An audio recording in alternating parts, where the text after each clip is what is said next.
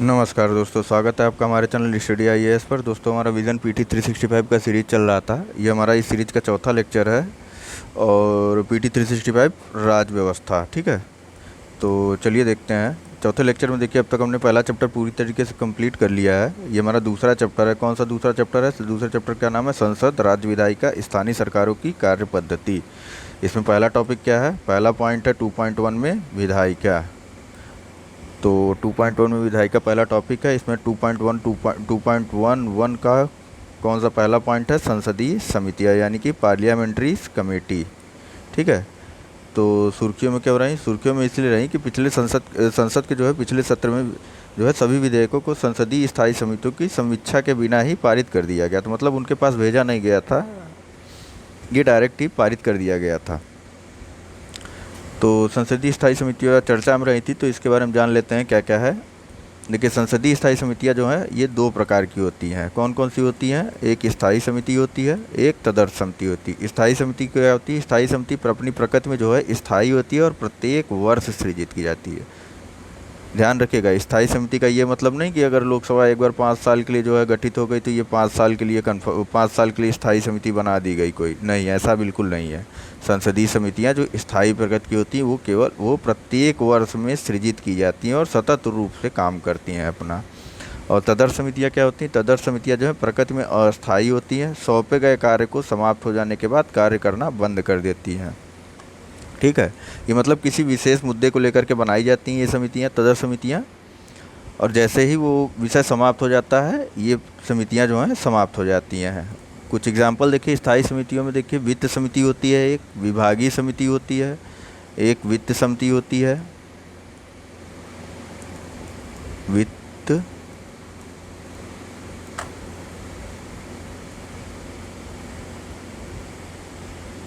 वित्त समिति होती है, एक विधायी समिति होती है,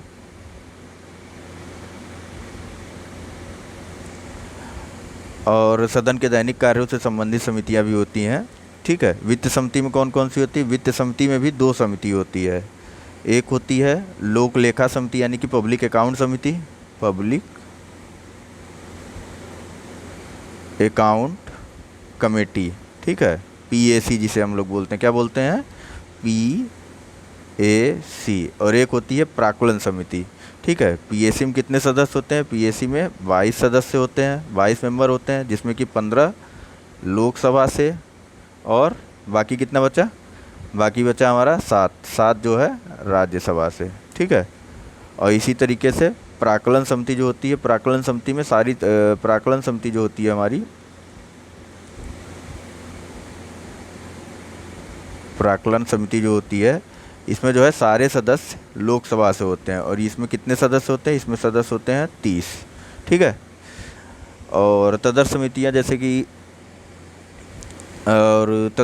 जैसे कि किसी भी मुद्दे को लेकर बनाई जा सकती हैं, ये अस्थायी होती हैं। ठीक है, और संविधान में जो है विभिन्न स्थानों पर इन समितियों, संविधान एक विशेष देख लीजिएगा, संविधान जो है यानी कॉन्स्टिट्यूशन जो है कई स्थानों पर समितियों का उल्लेख तो करता है, लेकिन उनकी संरचना, कार्यकाल आदि के बारे में कोई विशेष प्रावधान नहीं करता है। बहुत ही इम्पोर्टेंट बात है ये। मतलब संविधान में समितियों का उल्लेख तो किया गया है, लेकिन उनकी संरचना, कार्यकाल आदि के बारे में कोई प्रावधान नहीं है। इन सभी मामलों का निर्धारण जो है दोनों सदनों के नियमों द्वारा होता है। ठीक है, नेक्स्ट पॉइंट क्या है? ये जो है विस्तृत समीक्षा और सरकार की जवाबदेही को बनाए रखती हैं। इनका कार्य क्या होता है? विस्तृत समीक्षा और सरकार की जवाबदेही को बनाए रखती हैं, गैर पक्षपातपूर्ण तरीके से काम करती हैं, कार्यपालिका पर नियंत्रण बनाए रखने में अधिक भूमिका निभाने में विपक्ष की सहायता करती हैं तथा संबंधित हितधारकों की संलग्नता को भी बनाए रखती हैं। ठीक, इसके अलावा जो है वित्तीय विवेक यानी कि फाइनेंशियल प्रूडेंस को बनाए रखती हैं, फाइनेंशियल प्रूडेंस को बनाए रखती हैं। ठीक है, नेक्स्ट है हमारा 2.2 का 2.12 में आचार समिति यानी कि इथिक्स कमेटी। ये सुर्खियों में क्यों रही? तो आचार समिति द्वारा लोकसभा सदस्यों के लिए एक आचार संहिता का निर्माण करने का निर्णय लिया गया है, इसलिए जो है ये चर्चा में रही थी इथिक्स कमेटी। ठीक है, आचार समिति के बारे में जान लेते हैं क्या है। तो इस समिति की स्थापना जो है राज्यसभा में 1997 में, लोकसभा में सन 2000 में की गई थी। यानी कि शुरू से नहीं थी बल्कि बाद में इनकी अलग से स्थापना की गई थी। राज्यसभा में 1997 में और लोकसभा में 2000 में की गई थी। काम क्या है इनका? तो यह समिति सांसदों हेतु, किसके लिए? सांसदों हेतु आचार संहिता को प्रवर्तित करती है। यह दुर्व्यवहार संबंधी मामलों की जांच करती है और उपयुक्त कार्यवाही की अनुशंसा भी करती है। यह किसी प्रकरण में स्वतः संज्ञान लेते हुए भी जांच पड़ताल कर सकती है। मतलब स्वतः संज्ञान भी ले सकती है। ऐसा ज़रूरी नहीं कि कोई मामला इसको दिया जाए जांच करने के लिए, स्वतः संज्ञान से भी जांच कर सकती है। इसकी संरचना कैसी होती है? तो संरचना में देखिए, लोकसभा की जो समिति होती है उसमें कितने सदस्य होते हैं? लोकसभा की समिति में 15 सदस्य होते हैं और राज्यसभा के 10 सदस्य शामिल होते हैं इसमें, ठीक है। और कुल टोटल कितने हो गए? टोटल हो गए 25, ठीक है। राज्यसभा सदस्यों के लिए आचार संहिता वर्ष 2000 में निर्मित कर ली गई थी। लोकसभा के लिए आचार संहिता भी रिकमेंड की गई, लेकिन राज्यसभा के लिए आचार संहिता 2005 में निर्मित कर ली गई थी। नेक्स्ट हम देख लेते हैं। नेक्स्ट हमारा क्या है? नेक्स्ट है 2.2.1.3 का विशेषाधिकारों का उल्लंघन, यानी कि ब्रीच ऑफ प्रिविलेज।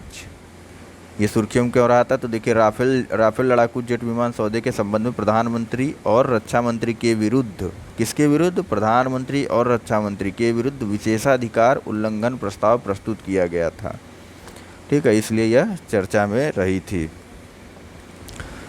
तो सबसे पहले तो जान लेते हैं कि आखिर भैया ये विशेषाधिकार समिति क्या बला है। तो इस विशेषाधिकार समिति के बारे में जानने के लिए हमको चलना पड़ेगा अगले पेज पे, ठीक है। यहाँ देखिए, विशेषाधिकार प्रस्ताव। विशेषाधिकार प्रस्ताव क्या होता है? विशेषाधिकार प्रस्ताव किसी सदस्य द्वारा तब लाया जाता है जब उसे लगता है कि किसी मंत्री ने, किसी सदस्य द्वारा, न कि कोई मंत्री, किसी भी सदस्य द्वारा ये लाया जा सकता है। कब लाया जाएगा? जब उसे लगता है कि किसी मंत्री ने किसी मामले के तथ्यों को छिपाकर अथवा गलत या फिर विकृत तथ्य, विकृत यानी तोड़ मरोड़ कर किसी तथ्य को तोड़ मरोड़ करके कोई बात कहना, तो विकृत तथ्य प्रदान कर सदन अथवा उसके एक या एक से अधिक सदस्यों के विशेषाधिकार का हनन किया है, तब लाया जाता है विशेषाधिकार प्रस्ताव, ठीक है। कहाँ पे दिया गया है ये? तो ये भी देख लेते हैं। देखिए, वर्तमान में संसदीय विशेषाधिकारों के बारे में क्या है कि वर्तमान में ऐसा कोई कानून प्रचलित नहीं है जो भारत में विधि निर्माता, यानी कि जो मेंबर ऑफ पार्लियामेंट्स होते हैं, विधि निर्माताओं और राज्यसभा के लिए भी चीज़ें लागू होता है, ठीक है। तो क्या हम देख रहे थे कि वर्तमान में ऐसा कोई कानून प्रचलित नहीं है जो भारत में विधि निर्माताओं के सभी विशेषाधिकारों को संहिताबद्ध करता हो। वस्तुतः विशेषाधिकार जो है 5 स्रोतों पर आधारित है। कौन कौन से ये 5 स्रोत हैं? संवैधानिक प्रावधान, संसद के विभिन्न कानून, दोनों सदनों के नियम, संसदीय परंपराएं और न्यायिक व्याख्याएं, ठीक है। संविधान द्वारा विधायी संस्थानों और उनके सदस्यों हेतु अनुच्छेद 105 के तहत संसद और इसके सदस्यों और समितियों के लिए, और अनुच्छेद 194 के तहत राज्य विधानमंडल, इसके सदस्यों और समितियों के लिए। संविधान में कहाँ कहाँ बताया गया है? संसद के लिए अनुच्छेद 105 में और राज्य विधानमंडल के लिए अनुच्छेद 194 में, ठीक है। कुछ विशेषाधिकार प्रदान किए गए हैं और इनके उद्देश्य हैं कि संसद में वाक एवं अभिव्यक्ति की स्वतंत्रता की रक्षा और सदनों में किए गए, ये देखिए, संसद में वाक एवं अभिव्यक्ति की स्वतंत्रता की रक्षा और सदनों में किए गए व्यवहार के संबंध में न्यायिक मुकदमेबाजी से सुरक्षा प्रदान करती हैं, ठीक है। इसके अलावा क्या काम है? इसके अलावा भाषण, मुद्रण या प्रकाशन के माध्यम से किसी भी अपमान के विरुद्ध रक्षा, ठीक है। और नेक्स्ट क्या है? नेक्स्ट हमारा यह सुनिश्चित करना कि उनका कार्य संचालन अनावश्यक प्रभाव, दबाव या जबरदस्ती के बिना हो, यानी कि संसद या विधानमंडलों का, ठीक है। और संसद की संप्रभुता भी यह सुनिश्चित करता है। किस प्रकार से? देखिए, न्यायिक मुकदमेबाजी की नहीं जा सकती, वो सदन में कुछ भी बोले, न्यायालय उसमें दखल अंदाजी नहीं कर सकता है, इसलिए संसदीय संप्रभुता की भी रक्षा सुनिश्चित करता है ये। अब विशेषाधिकार प्रस्ताव तो हमने देख लिया था, लेकिन विशेषाधिकार प्रस्ताव जो है ये दो तरीके का होता है। कौन कौन से दो तरीके का? एक होता है सामूहिक विशेषाधिकार और दूसरा होता है व्यक्तिगत। इन दोनों के बारे में भी हम लोग देख लेते हैं। तो सामूहिक विशेषाधिकार में क्या होता है? सदन की कार्यवाही से बाहरी व्यक्तियों को अपवर्जित करना, ठीक, विधायिका की गुप्त बैठकें आयोजित करना, प्रेस को संसदीय कार्यवाही की सही रिपोर्ट प्रकाशित करने के लिए स्वतंत्रता प्राप्त है, लेकिन यह गुप्त बैठकों के मामले में उपलब्ध नहीं है। केवल संसद ही अपनी कार्यवाही को नियंत्रित करने के लिए नियम बना सकती है। ये सब सामूहिक विशेषाधिकार में हम देख रहे हैं। लास्ट क्या है? लास्ट है सदन की कार्यवाही यानी कि भाषण, मतदान इत्यादि की जांच करने से न्यायालय को प्रतिबंधित किया गया है। ठीक है, अब देख लेते हैं दूसरा टाइप क्या है इसका।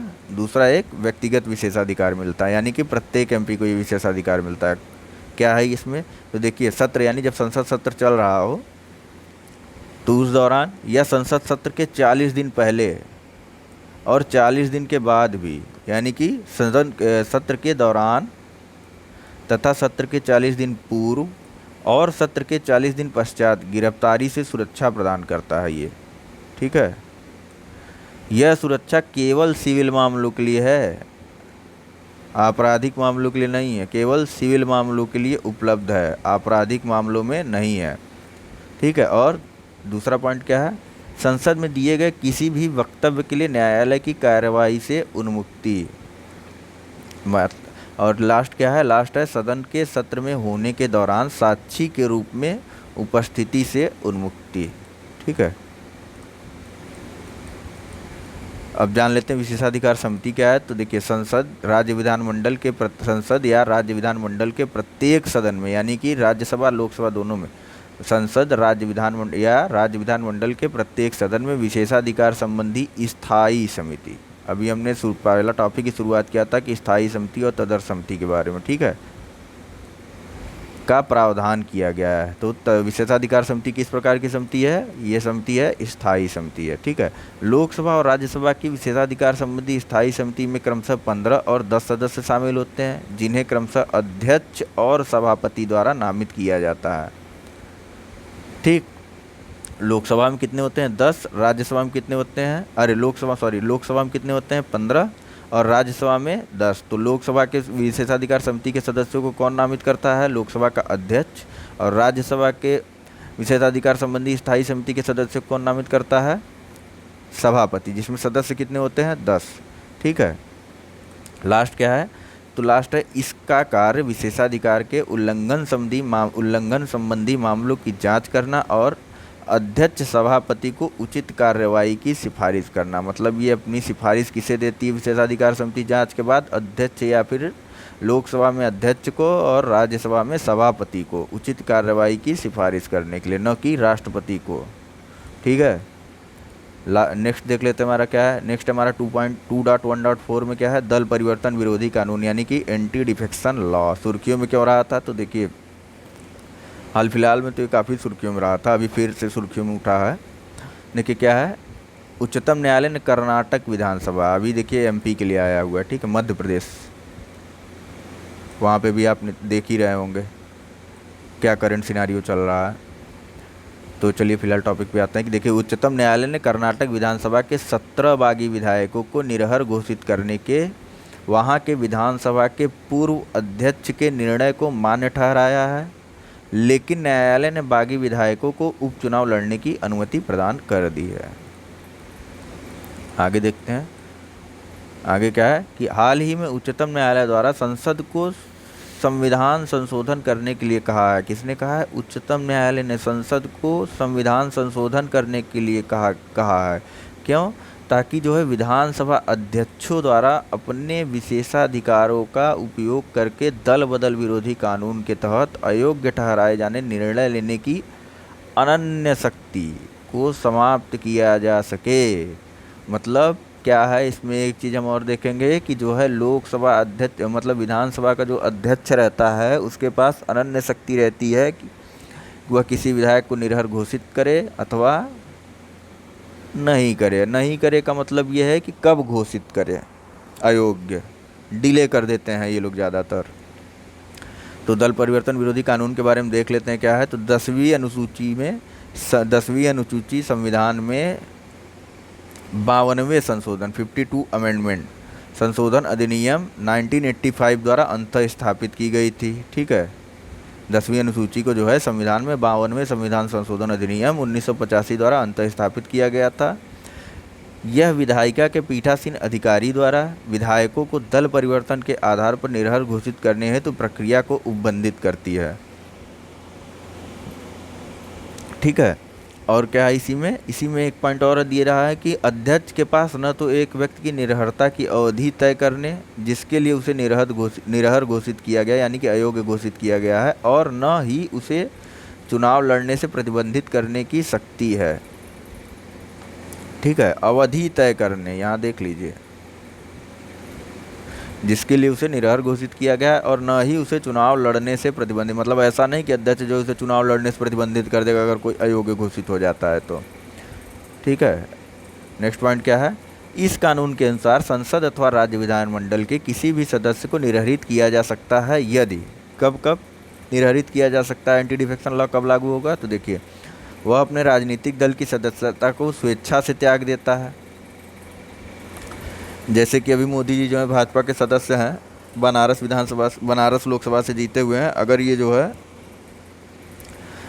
भाजपा की सदस्यता स्वेच्छा से छोड़ देते हैं, अपनी इच्छा से छोड़ देते हैं, न कि पार्टी उन्हें निष्कासित करती है, अपनी इच्छा से बीजेपी को छोड़ देते हैं, तो इनको जो है भाजपा अध्यक्ष जो है निरर्हर घोषित कर सकते हैं।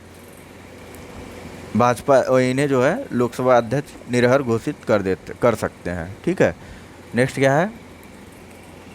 सदन में मतदान के दौरान राजनीतिक दल के नेतृत्व के निर्देशों की अवहेलना करता है, मतलब व्हिप अगर जारी कर दिया जाता है किसी विषय से संबंधित, व्हिप हम पहले डिस्कस कर चुके हैं।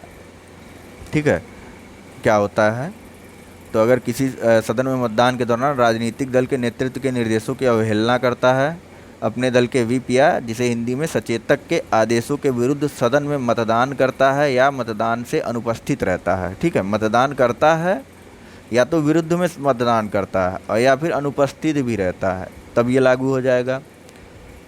इसके अलावा क्या है, यह उन स्वतंत्र सदस्यों अथवा मनोनीत सदस्यों जो किसी राजनीतिक दल की सदस्यता ग्रहण कर लेते हैं उन पर भी लागू होता है। ठीक है, मतलब वो तो स्वतंत्र सदस्य के रूप में चुन करके आए थे, जैसे कि स्वतंत्र सदस्य यानी कि जो निर्दलीय चुनाव लड़ते हैं और जीत जाते हैं, अथवा मनोनीत जिन्हें कि मनोनीत किया जाता है, राज्यसभा में जैसे 12 सदस्यों को मनोनीत किया जाता है, जो किसी राजनीतिक दल की सदस्यता ग्रहण कर लेते हैं, लेकिन वो राजनीतिक दल की अगर सदस्यता ग्रहण कर लेते हैं तो उन पर भी लागू होता है। नेक्स्ट क्या है, यह कानून संसद और राज्य विधानमंडल दोनों पर लागू होता है। कानून के तहत अपवाद क्या है, तो कानून के तहत अपवाद है कि विधायक कुछ परिस्थितियों में अयोग्यता के जोखिम के बिना अपना दल परिवर्तन कर सकते हैं। तो वो जोखिम देख लेते हैं हम लोग क्या क्या है, मतलब कब वो अपना सदस्यता बदल देंगे लेकिन वो निरर्हर घोषित या अयोग्य घोषित नहीं होंगे। तो यह है कि यह कानून किसी दल को किसी अन्य दल के साथ विलय करने की अनुमति प्रदान करता है, बशर्ते, मतलब एक पार्टी दूसरे पार्टी जैसे उत्तर प्रदेश में सपा और बसपा है तो ये दोनों आपस में विलय कर सकती है, लेकिन कम से कम 2/3 यानी कि 2/3 विधायक जो है विलय के पक्ष में हो, मतलब 2/3 बहुमत उस पार्टी के 2/3 सदस्य जो है विलय के पक्ष में हो। ठीक है, दूसरा कहा है, यदि किसी व्यक्ति को लोकसभा का अध्यक्ष या राज्यसभा का सभापति चुना जाता है तो वह अपने दल से इस्तीफा दे सकता है और वह पद मुक्ति के उपरांत जो है पुनः दल से जुड़ सकता है। ठीक है, अन्य संबंधित जानकारी क्या है, तो उच्चतम न्यायालय द्वारा दल बदल कानून के विभिन्न पहलुओं की व्याख्या की गई है। तो पहला क्या पहलू क्या है, तो क्या पीठासीन अधिकारी का विनिश्चय न्यायिक पुनर्विलोकन के अधीन है, मतलब जो पीठासीन अधिकारी है सदन का, क्या उसका जो निर्णय आया है वो न्यायिक पुनर्विलोकन के अधीन है कि नहीं है। तो इस पर उच्चतम न्यायालय ने क्या कहा है, तो इस कानून के आरंभ में यह प्रावधान था कि पीठासीन अधिकारी का विनिश्चय न्यायिक पुनर्विलोकन के अधीन नहीं है। ठीक है, आरंभ में यह प्रावधान था। यह 1992 में कियोतो होलोहान में 1992 का कियोतो होलोहान बहुत ही चर्चित रहा था, इसे आप लोग याद कर लीजिएगा। तो इसमें क्या था कि वर्ष 1992 में कियोतो लोहान वाद में उच्चतम न्यायालय द्वारा यह निर्णय दिया गया कि अध्यक्ष अयोग्य घोषित करने की शक्ति का प्रयोग करते समय अधिकरण की तरह काम करता है, मतलब ट्रिब्यूनल की तरह कार्य करता है, और इसलिए आदेश की वैधता जो है न्यायिक समीक्षा के अधीन है। मतलब अब जो है इसकी न्यायिक समीक्षा की जा सकती है। ठीक, नेक्स्ट क्या है, विनिश्चय हेतु पीठाधिकारी के लिए समय की सीमा। यही मुद्दा आजकल विवादों में बना हुआ है। इसी कारण मेन कारण यही है कि जो यह चर्चा में है। तो इसमें क्या है कि यह कानून निर्भरता संबंधी एक याचिका पर निर्णय लेने हेतु पीठासीन अधिकारी के लिए कोई समयावधि निर्दिष्ट नहीं करता है। मतलब समय है ही नहीं, निश्चित ही नहीं, वो कभी भी कर सकते हैं। ठीक है, जैसे अगर कोई पार्टी है और वह जो है उसके जो है सदस्य जो है किसी अन्य दल में शामिल हो जाते हैं और वह दल सत्ता में आ जाता है, और केंद्र में जो है उसी दल की सत्ता है जो राज्य में जो जैसे कि केंद्र में किसी पार्टी की ए पार्टी की सरकार है और राज्य में जो है बी पार्टी की सरकार है और ए पार्टी विपक्ष में है। लेकिन क्या हुआ कि बी पार्टी के कुछ सदस्य जो कि राज्य में जो है विपक्ष सरकार में थी, तो बी पार्टी के कुछ सदस्य क्या होते हैं, वो इस दल में शामिल हो गए, ए में शामिल हो गए। तो इनकी सदस्यता, इनकी वैधता जो इसमें शामिल हुए हैं, जो मान लीजिए 5 लोग शामिल हुए हैं, तो इन 5 लोगों की सदस्यता जो है वो वैध होगी या अवैध होगी, इसका निर्णय तो उसको करना है, सभापति को करना है। ठीक है, पीठासीन अधिकारी को करना। अब पीठासीन अधिकारी क्या करता है, पीठासीन अधिकारी जो है डिले करने लगता है डिसीजन को, क्योंकि केंद्र में तो जो है एक ही सरकार है ही। पीठासीन अधिकारी जो है डिले करने लगता है, काफ़ी टाइम लेता है, और इससे जो है बी पक्ष को नुकसान होता है। ये जो है लूप होल है इसका, मतलब इसकी कमज़ोर कड़ी है दल परिवर्तन कानून की। ठीक है, तो चलिए देख लेते हैं इसमें क्या है। तो यह कानून निर्भरता संबंधी एक याचिका पर निर्णय लेने हेतु पीठासीन अधिकारी के लिए कोई समयावधि निर्दिष्ट नहीं करता है। उच्चतम न्यायालय ने राज्य विधानसभा अध्यक्ष से अयोग्यता याचिका पर 4 सप्ताह में निर्णय देने को कहा है। ठीक है, ये अभी निर्णय देने को कहा है, कोई ऐसा इसमें फिक्स नहीं किया गया है। ठीक है, नेक्स्ट देख लेते हैं हमारा क्या है 2 पॉइंट। आप इसमें यही याद रखिएगा कि इसमें जो है कोई समयावधि निर्दिष्ट नहीं है, एंटी डिफेक्शन लॉ में है।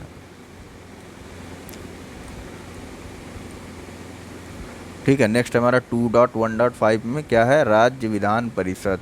सुर्खियों में क्यों रहा था, सुर्खियों में इसीलिए रहा था कि आंध्र प्रदेश विधानसभा ने विधान परिषद के उत्साधन हेतु एक प्रस्ताव पारित किया है। ठीक, अब विधान परिषद के बारे में जान लेते हैं। इसका उत्साधन और सृजन की प्रक्रिया। ठीक है, उत्साधन मतलब बनाना, गठन करना, गठन। तो देखते हैं विधान परिषद क्या है, विधान परिषद के उत्साधन या सृजन की प्रक्रिया क्या होती है। इसकी प्रक्रिया तो संविधान के अनुच्छेद 169 सब क्लास 1 में यानी कि अनुच्छेद 169(1) के अनुसार यदि संबंधित राज्य की विधानसभा, मतलब जिस राज्य में विधानसभा को बनाना है उसी राज्य की विधानसभा, ठीक है, तो यदि संबंधित राज्य की विधानसभा विधान परिषद के उत्साधन या सृजन में विधान परिषद के उत्साधन या सृजन में संकल्प पारित करे तो संसद, न कि उसके संकल्प से ही, ठीक है, मतलब विधानसभा ने संकल्प पारित कर दिया तो विधान परिषद बन गया, नहीं, ऐसा बिल्कुल नहीं है। विधानसभा जो है विधान परिषद के उत्साधन या सृजन में संकल्प पारित करे तो संसद विधि द्वारा किसी विधान परिषद का उत्साधन, चाहे वहाँ यह पहले से विद्यमान है अथवा इसका सृजन जहाँ इसका अस्तित्व नहीं है, कर सकती है। ठीक है, नेक्स्ट क्या है, इस प्रकार के विशिष्ट संकल्प को राज्य विधानसभा द्वारा विशेष बहुमत अर्थात विधानसभा की कुल सदस्य संख्या के बहुमत द्वारा तथा उपस्थित और मत देने वाले सदस्यों की संख्या के कम से कम 2/3 बहुमत द्वारा पारित किया जाना चाहिए। ठीक है, और संसद विधि द्वारा संविधान के अनुच्छेद 168(1) में संशोधन किया जा संसदीय विधि द्वारा जो है संविधान के अनुच्छेद 168(1) में यानी 168 सब क्लास 1 सब क्लास ए में संशोधन किया जा सकता है, जिसमें 2 सदन वाले राज्यों के नाम शामिल हैं। ठीक है, संसद में यह विधि अनुच्छेद 368 के प्रयोजनों हेतु संविधान संशोधन नहीं मानी जाएगी। मतलब ऐसा नहीं कि संविधान संशोधन माना जाए, नहीं, ये 368 के प्रयोजनों हेतु संविधान संशोधन नहीं माना जाएगा और इसे एक सामान्य विधान अर्थात साधारण बहुमत के रूप में पारित किया जाएगा। मतलब संसद से ये तो साधारण बहुमत के रूप में पारित होगा, लेकिन राज्य विधानसभा द्वारा विशेष बहुमत से, विशेष बहुमत मानी कि कुल सदस्य संख्या के बहुमत द्वारा तथा उपस्थित और मत देने वाले सदस्यों की संख्या के कम से कम 2/3 बहुमत द्वारा पारित किया जाना चाहिए। ठीक है। विधान परिषद वाले राज्य अभी कितने हैं? तो देखिए वर्तमान में 6 राज्यों, नाम क्या है इनके? आंध्र प्रदेश, तेलंगाना, उत्तर प्रदेश, बिहार, महाराष्ट्र और कर्नाटक में विधान परिषदें विद्यमान हैं। किसमें? आंध्र प्रदेश, तेलंगाना, उत्तर प्रदेश, बिहार, महाराष्ट्र और कर्नाटक। ठीक। राज्यसभा की तुलना में विधान परिषद की शक्तियाँ, मतलब राज्यसभा और विधान परिषद की यहाँ तुलना की गई है। विधान परिषद देखिए, विधान परिषद राज्य में उच्च सदन होता है। ठीक है। जैसे कि केंद्र में जो है राज्यसभा जो है उच्च सदन है, तो इनकी यहाँ तुलना की गई। तो देखिए वित्तीय मुद्दों पर सरकार पर नियंत्रण संबंधी कुछ मामलों को छोड़ करके राज्यसभा को लोकसभा के समतुल्य शक्तियाँ प्रदान की गई हैं। ठीक है। जबकि दूसरी ओर विधान परिषद सभी मामलों में विधानसभा की अधीनस्थ है। विधान परिषद जो है सभी मामलों में, सिर्फ वित्तीय नहीं, सभी मामलों में विधानसभा की अधीनस्थ है। इस प्रकार विधानसभा का विधान परिषद पर पूर्ण वर्चस्व स्थापित है। इसके अंदर क्या है? इसके अंदर छोटे छोटे पॉइंट दिए हुए हैं। तो ये क्या है? तो देखिए किसी सामान्य विधेयक को पारित करने की अंतिम शक्ति विधानसभा में विद्यमान है। परिषद जो है अधिकतम 4 माह, यानी कि विधान परिषद अधिकतम कितने दिन तक? 4 माह की अवधि के लिए विधेयक को रोक अथवा विलंबित कर सकती है। पहली बार में विधेयक को कितने दिन के लिए? 3 माह के लिए, और दूसरी बार में विधेयक को 1 माह के लिए रोका जा सकता है। अन्य शब्दों में जो है परिषद जो है राज्यसभा की तरह पुनरीक्षण निकाय नहीं है, अपितु यह केवल एक विलंबनकारी सदन अथवा एक परामर्शदात्री निकाय है। ठीक है। नेक्स्ट क्या है? नेक्स्ट है, यदि कोई सामान्य विधेयक जिसकी उत्पत्ति विधान परिषद में हुई है तथा उसे विधानसभा में पारित होने के लिए भेजा गया हो, ठीक है, विधानसभा द्वारा अस्वीकृत कर दिया जाए तो वह विधेयक समाप्त हो जाता है। ठीक है। जैसे कोई वो आया, विधेयक आया, कोई बिल आया, तो उसे जो है वो विधान परिषद में कोई बिल अगर आ गया, ठीक है, और उसने उसे पारित कर दिया हो और उसके बाद उसे विधान परिषद में पारित होने के लिए भेज दिया हो, लेकिन विधानसभा ने उसे जो क्या किया? अस्वीकृत कर दिया, तो वह विधेयक ही समाप्त हो जाएगा। नेक्स्ट क्या है? संविधान संशोधन विधेयक में परिषद जो है प्रभावी रूप से कुछ नहीं कर सकती। इस मामले में भी विधानसभा ही अभिभावी रहती है। नेक्स्ट हमारा 2.1.6, इसमें क्या है? लीडर ऑफ अपोजिशन, यानी कि विपक्ष का नेता। सुर्खियों में क्या हो रहा था? तो देखिए लोकसभा चुनाव में कोई भी राजनीतिक दल विपक्ष के नेता के पद की योग्यता के लिए आवश्यक सदन के कुल सदस्यों का न्यूनतम 10% प्राप्त नहीं कर पाया इस बार भी। ठीक है। और इसमें देख लेते हैं तो विपक्ष के नेता संबंधी और क्या क्या मुद्दे हैं। तो देखिए विपक्ष नेता संबंधी और तथ्य देख लेते हैं कि पहला पॉइंट क्या है हमारा? पहला पॉइंट है विपक्ष का नेता जो है एक वैधानिक पद है, संवैधानिक पद नहीं है, ध्यान दीजिएगा, वैधानिक पद है, जिसे सदन में विपक्षी नेता वेतन भत्ता अधिनियम 1977, सदन में जो है विपक्षी नेता वेतन और भत्ता अधिनियम 1977 से शक्ति प्राप्त होती है।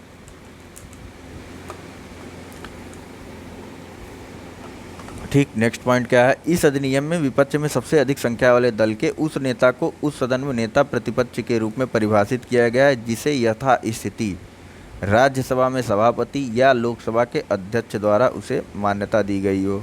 ठीक है। राज्यसभा में सभापति या लोकसभा के अध्यक्ष द्वारा उस रूप में मान्यता दी गई है।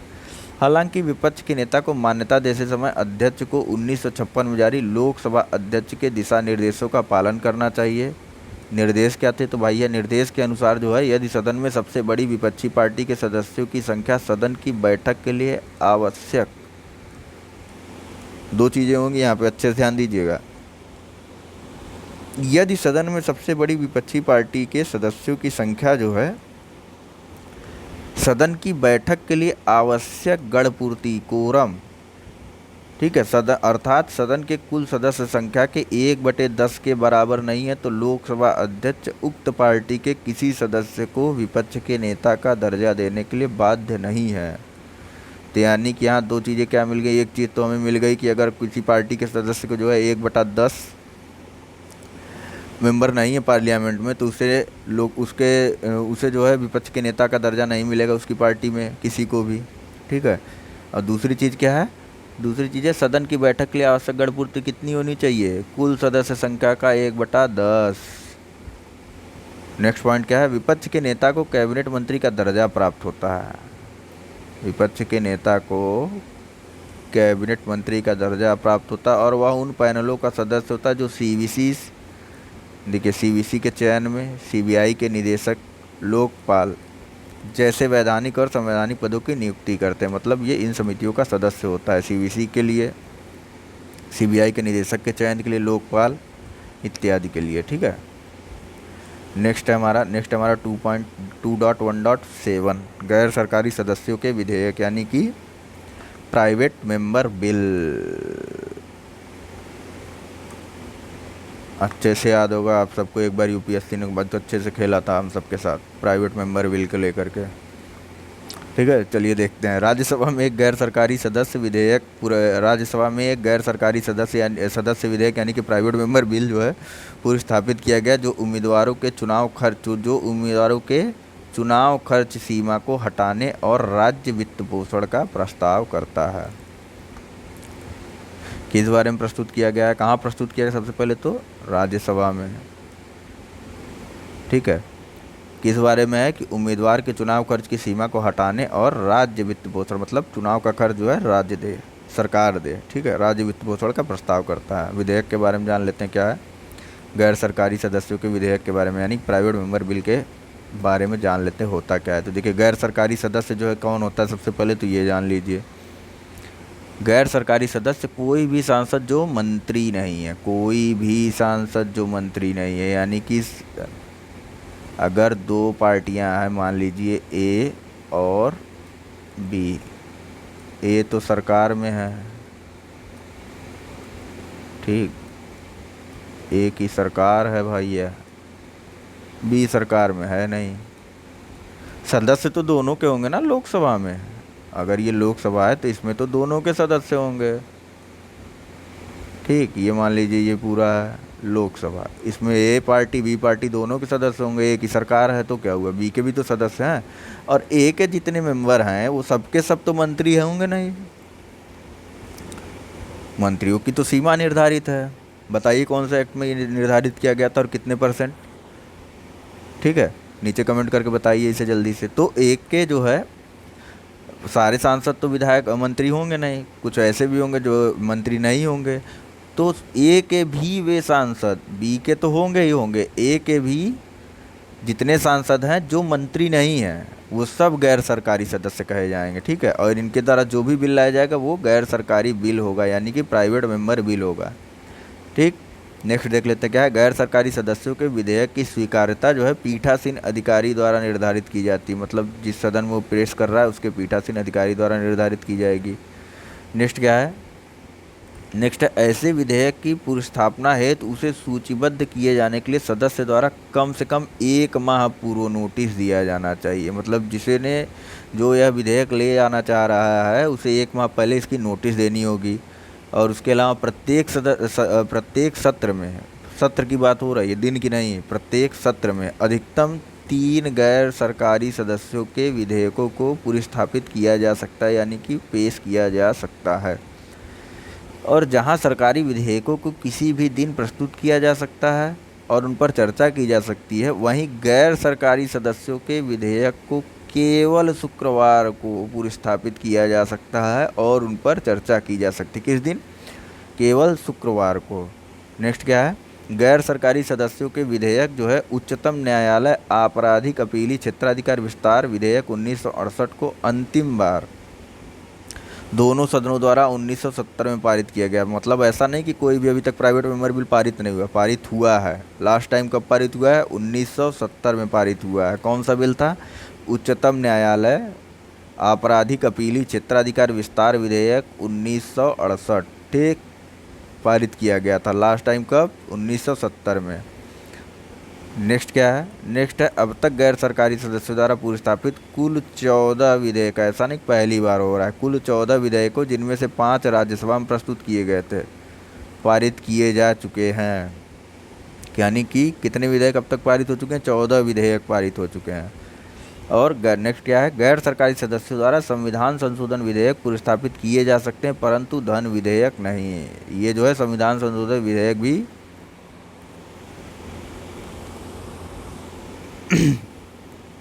ये जो है संविधान संशोधन विधेयक भी जो है पुरस्तापित कर सकते हैं, लेकिन धन विधेयक जो है इसे जो है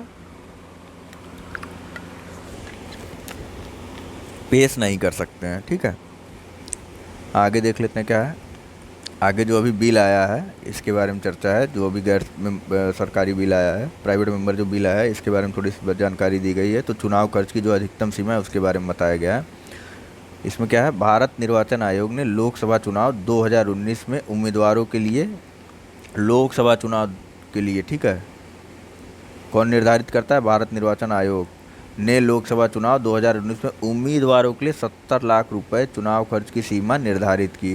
किसके लिए? लोकसभा के लिए। और सभी उम्मीदवारों के लिए खर्च के लिए बैंकों में खाता खोलना अनिवार्य किया गया था और खर्चों का भुगतान चेक के माध्यम से किया जाना था। और इसके अलावा क्या था? गलत खाता सूचना अथवा अधिकतम सीमा से अधिक खर्च करने के लिए 3 वर्ष के लिए निरर्हता का प्रावधान भी किया गया था। मतलब अगर उन्होंने गलत खाता नंबर दे दिया या फिर अधिकतम सीमा से ज़्यादा खर्च कर दिया तो 3 वर्ष के लिए निरर्हता का भी प्रावधान है। हालांकि लोकसभा और विधानसभा चुनाव में राजनीतिक दलों के चुनाव खर्च पर कोई सीमा आरोपित नहीं, मतलब राजनीतिक दल कितना भी खर्च कर लें इस पर कोई सीमा नहीं है। लेकिन व्यक्तिगत रूप से एक मेंबर जो है वो 70 लाख रुपए से अधिक खर्च नहीं कर सकता है और उसके लिए एक निश्चित बैंक अकाउंट होना चाहिए और सभी खर्चों का भुगतान चेक से होना चाहिए। और अगर ज़्यादा खर्च करेगा तो 3 साल के लिए निरर्हर भी कर दिया जाएगा। लेकिन राजनीतिक दलों के चुनाव प्रचार खर्च पर कोई सीमा आरोपित नहीं की गई है। नेक्स्ट है हमारा लैप्सिंग ऑफ बिल्स, यानी कि विधेयकों का व्यपगत होना। सुर्खियों में क्या होता है? तो उपराष्ट्रपति ने उस प्रावधान पर पुनर्विचार करने का आह्वान किया जो लोकसभा में समय की बर्बादी करने वाले विधेयकों के व्यपगत को स्वचालित बनाता है। ठीक है, उपराष्ट्रपति ने ये इस प्रावधान पर पुनर्विचार करने के लिए आह्वान किया है जो कौन से प्रावधान पर? जो कि लोकसभा में समय की बर्बादी करने वाले विधेयक के व्यपगत को स्वचालित बनाता है। तो विधेयकों के व्यपगत यानी कि लैप्स होने के प्रावधानों के बारे में जान लेते हैं। ये कहाँ है? अनुच्छेद 107 विधेयकों की पुनर्स्थापना और पारित किए जाने के संबंध में उपबंध करता है। कौन सा अनुच्छेद? अनुच्छेद 107 107। उपर्युक्त अनुच्छेद यानी कि आर्टिकल 107 के अनुसार जो है लोकसभा के विघटन पर विधेयकों का व्यपगत होना। अगर लोकसभा विघटित हो गई तो विधेयक किस प्रकार से व्यपगत होंगे? देखिए कौन कौन से विधेयक व्यपगत यानी कि लैप्स हो जाएंगे। लोकसभा में प्रारंभ और विचारणीय विधेयक, मतलब जो लोकसभा में प्रारंभ हुए और अभी विचार ही हो रहा है उन विधेयकों पे। राज्यसभा द्वारा प्रारंभ और पारित विधेयक जो लोकसभा में विचाराधीन है, मतलब राज्यसभा ने तो प्रारंभ किया था और पारित भी कर दिया था लेकिन लोकसभा में भी विचाराधीन है, ये भी व्यपगत हो जाएगा भैया।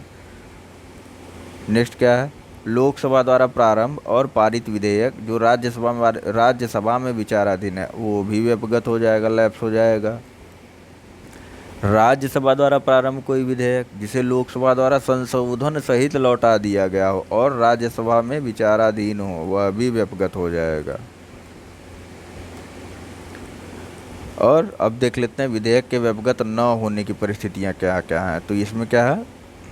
इसमें है कि राज्यसभा में विचाराधीन कोई विधेयक जो लोकसभा द्वारा पारित ना हो, मतलब अभी वो राज्यसभा में ही विचाराधीन है लेकिन लोकसभा में पारित नहीं हुआ, मतलब लोकसभा में गया ही नहीं, वो व्यपगत नहीं होगा। नेक्स्ट क्या है? राष्ट्रपति द्वारा लोकसभा का विघटन होने के पूर्व यदि किसी विधेयक पर जो है विचार करने के लिए दोनों सदनों की संयुक्त बैठक का आह्वान किया गया हो दोनों सदनों की संयुक्त बैठक का आह्वान कौन करता है? राष्ट्रपति करता है। अध्यक्षता कौन करता है? तो लोकसभा का अध्यक्ष करता है। ठीक है, राष्ट्रपति द्वारा लोकसभा का विघटन होने के पूर्व किसी विधेयक हेतु दोनों सदनों की संयुक्त बैठक का आह्वान किया गया हो तो वह व्यपगत नहीं होता है। ठीक है, और दोनों सदनों द्वारा पारित कोई विधेयक जो राष्ट्रपति की स्वीकृति के लिए विचाराधीन हो वह भी व्यपगत नहीं होगा। नेक्स्ट क्या है? दोनों सदनों द्वारा पारित कोई विधेयक जिसे राष्ट्रपति द्वारा पुनर्विचार हेतु लौटा दिया गया हो वह भी जो है व्यपगत नहीं होगा, यानी कि वह भी लैप्स नहीं होगा।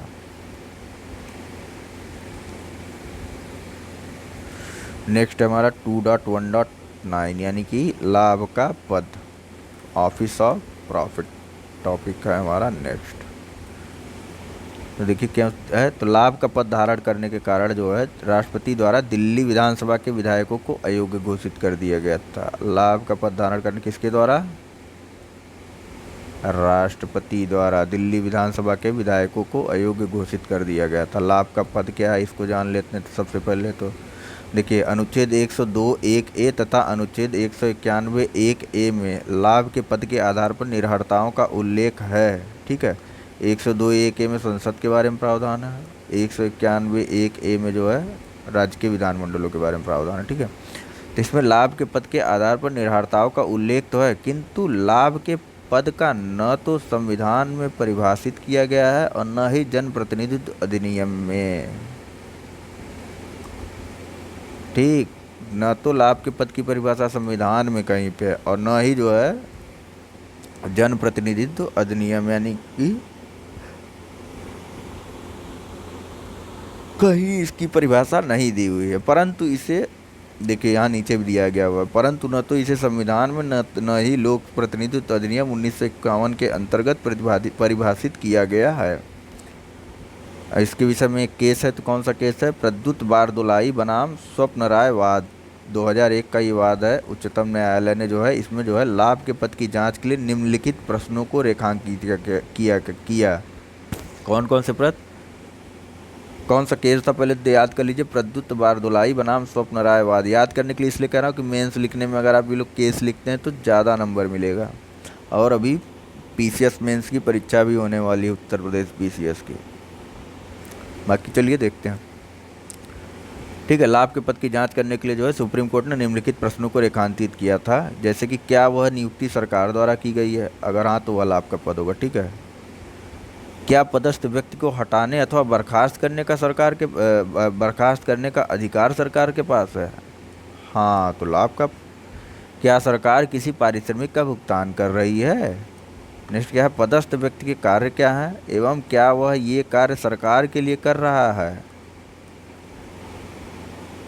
तथा जो है नेक्स्ट क्या है लास्ट, क्या किए जा रहे इन कार्यों के निष्पादन पर सरकार का कोई नियंत्रण है? ठीक, नेक्स्ट पॉइंट क्या है? नेक्स्ट पॉइंट है जया बच्चन बनाम भारत संघवाद में उच्चतम न्यायालय ने अग्रलिखित प्रकार से इसे परिभाषित किया था। लाभ के पद को किस वाद में? जया बच्चन बनाम भारत संघवाद में। किसने परिभाषित किया था? उच्चतम न्यायालय ने। किस तरीके से? तो देख लेते हैं किस तरीके से किया था। ये था कि ऐसा पद जो किसी लाभ अथवा मौद्रिक अनुलाभ को प्रदान करने में सक्षम हो। ठीक, कैसा पद? लाभ का पद क्या होगा? ऐसा पद जो किसी लाभ अथवा मौद्रिक अनुलाभ को प्रदान करने में सक्षम हो। इस प्रकार लाभ के पद वाले मामले में लाभ का वास्तव में प्राप्त होना नहीं अपितु लाभ प्राप्ति की संभावना, ये भी जो है लाभ के पद में आएगा। लाभ वास्तव में प्राप्त हो रहा है नहीं हो रहा कोई बात नहीं, संभावना भी अगर होती तो भी उसे लाभ के पद के अंदर गिना जाएगा, मतलब लाभ का पद माना जाएगा। ठीक है,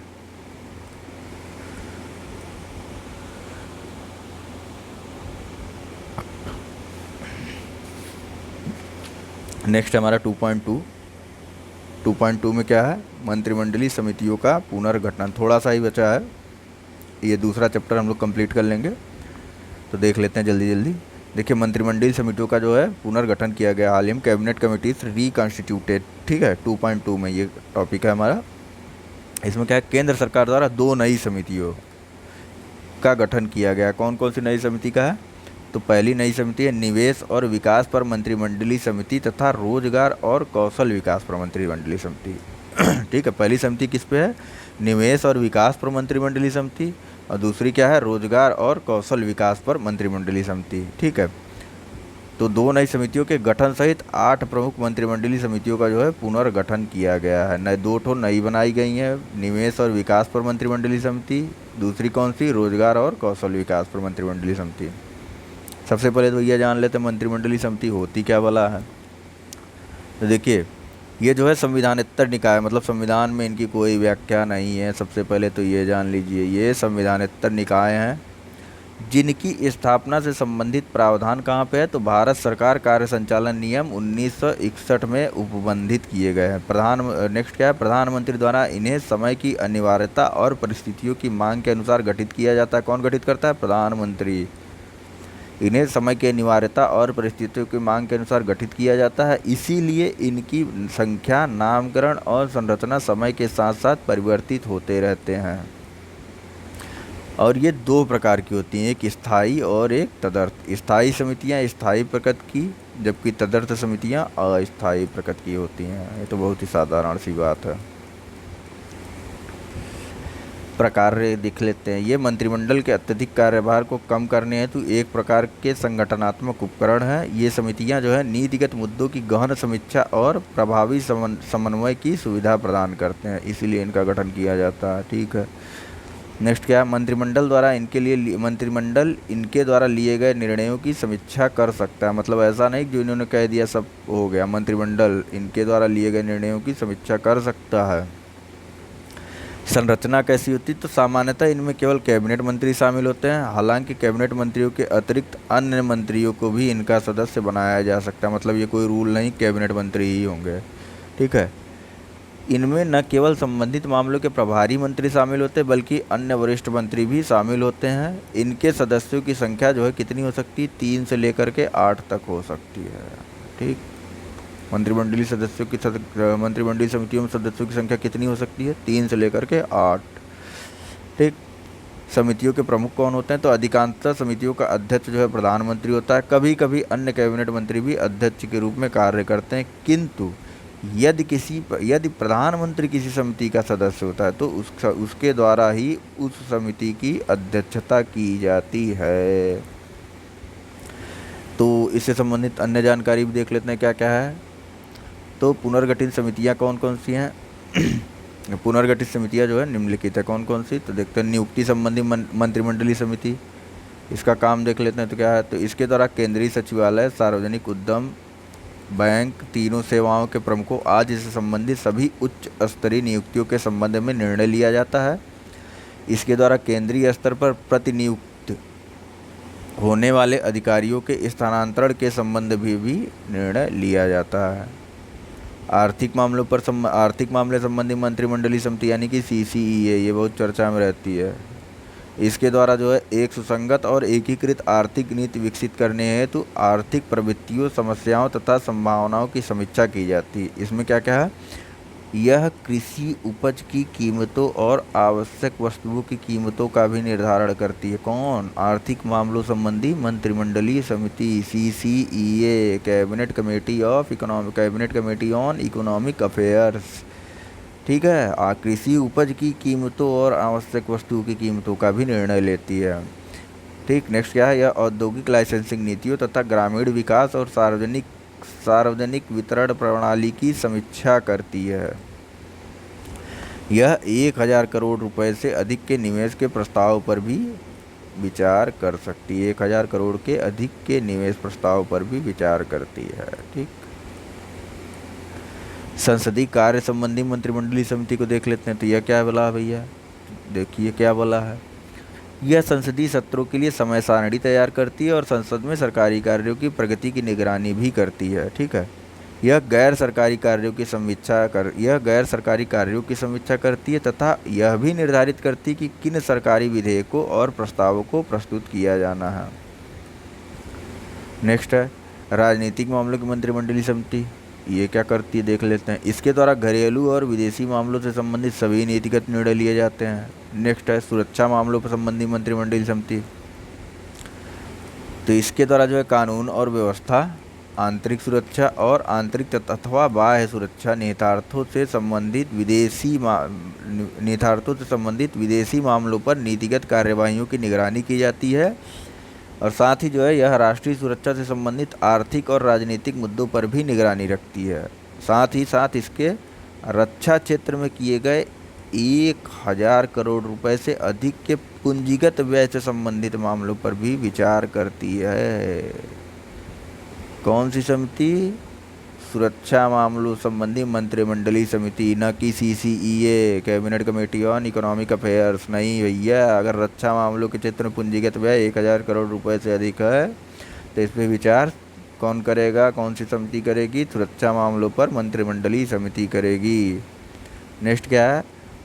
तो नेक्स्ट यही है सुरक्षा मामलों मंत्रिमंडलीय समिति के बारे में। नेक्स्ट पॉइंट है कि यह रक्षा उत्पादन विभाग तथा रक्षा अनुसंधान और विकास विभाग और सर्विस कैपिटल एग्जीबिशन प्लान और सुरक्षा संबंधी उपकरणों की खरीद योजनाओं से संबंधित मुद्दों पर भी विचार करती है।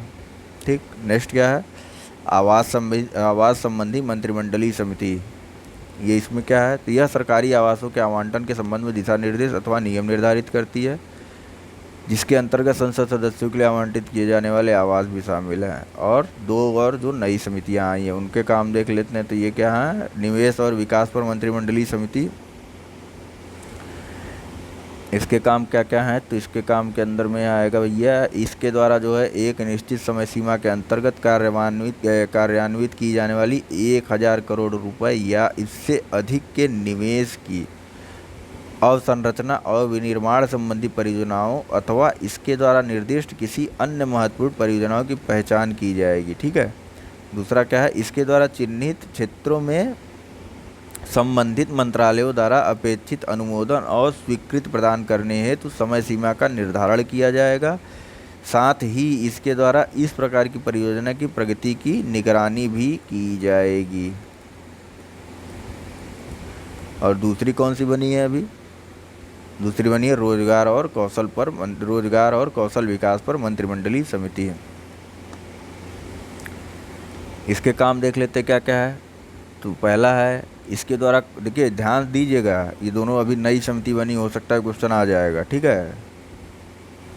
कौन कौन सी दो नई समिति बनी है अभी फिलहाल? निवेश और विकास पर मंत्रिमंडलीय समिति, और दूसरी कौन सी है? दूसरी है रोजगार और कौशल विकास पर मंत्रिमंडलीय समिति। ठीक है। तो इसमें भी रोजगार और कौशल विकास पर मंत्रिमंडलीय समिति का हम लोग कार्य देख रहे हैं। तो इसमें क्या है? पहला पॉइंट, इसके द्वारा कौशल विकास के लिए सभी नीतियों, कार्यक्रमों, योजनाओं और पहलों को दिशा प्रदान की जाएगी, जिसके द्वारा वृद्धिशील अर्थव्यवस्था की उभरती आवश्यकताओं को प्रभावी ढंग से पूरा करने और जनसांख्यिकीय लाभांश के लाभों को प्राप्त करनी है। तो कार्यबल की रोजगार क्षमता को बढ़ाना है। जनसांख्यिकी लाभांश एक शब्द आया है यहाँ पे। ठीक है। ये क्या होता है? जो हमारी जनसंख्या लगातार बढ़ती जा रही है, ऐसा ना हो कि वो हमारे लिए भार हो जाए, इसीलिए जो है इस प्रकार से जनसंख्या का विकास करना, अपने लोगों का विकास करना कि उनसे जो है अधिकतम जो है लाभ प्राप्त किया जा सके। ठीक। शॉर्ट में बता रहा हूँ, लेमन लैंग्वेज में। ठीक है। नेक्स्ट पॉइंट क्या है? नेक्स्ट पॉइंट है, उल्लेखनीय है कि कार्यबल में भागीदारी को बढ़ाना, रोजगार वृद्धि को बढ़ावा देना। देखिए वही है जनसांख्यिकीय लाभांश बारे में ये बताया गया है कि कार्यबल में भागीदारी को बढ़ाना, रोजगार वृद्धि को बढ़ावा देना और संबंधित कारणों की पहचान करना तथा विभिन्न क्षेत्रों में कौशल की आवश्यकता और उपलब्धता के मध्य विद्यमान अंतराल को समाप्त करने की दिशा में कार्य करना आवश्यक है। नेक्स्ट पॉइंट क्या है कि मंत्रालय द्वारा संचालित सभी कौशल विकास पहलों के त्वरित कार्यान्वयन के लिए इस समिति द्वारा लक्ष्य निर्धारित किया जाएगा और समय समय पर इस संबंध में इसकी प्रगति की समीक्षा भी की जाएगी। देखिए लास्ट क्या है? आवास संबंधी मंत्रिमंडलीय समिति और संसदीय कार्य संबंधी मंत्रिमंडलीय समिति को छोड़कर प्रधानमंत्री उपर्युक्त 6 समितियों का अध्यक्ष होता है। किसको किसको छोड़ करके? आवास संबंधी मंत्रिमंडलीय समिति और संसदीय कार्य संबंधी मंत्रिमंडलीय समिति, इन दोनों समितियों को छोड़ करके प्रधानमंत्री उपर्युक्त 6 समितियों का अध्यक्ष होता है। ठीक है, तो इसी के साथ हमारी ये आज की डिस्कशन ख़त्म हो गई है। अगर आपको हमारा वीडियो पसंद आया तो इसे अधिक से अधिक लाइक और सब्सक्राइब कीजिए और साथ ही साथ अपने मित्रों के साथ इसे शेयर भी कीजिए। Thank you very much for discussion.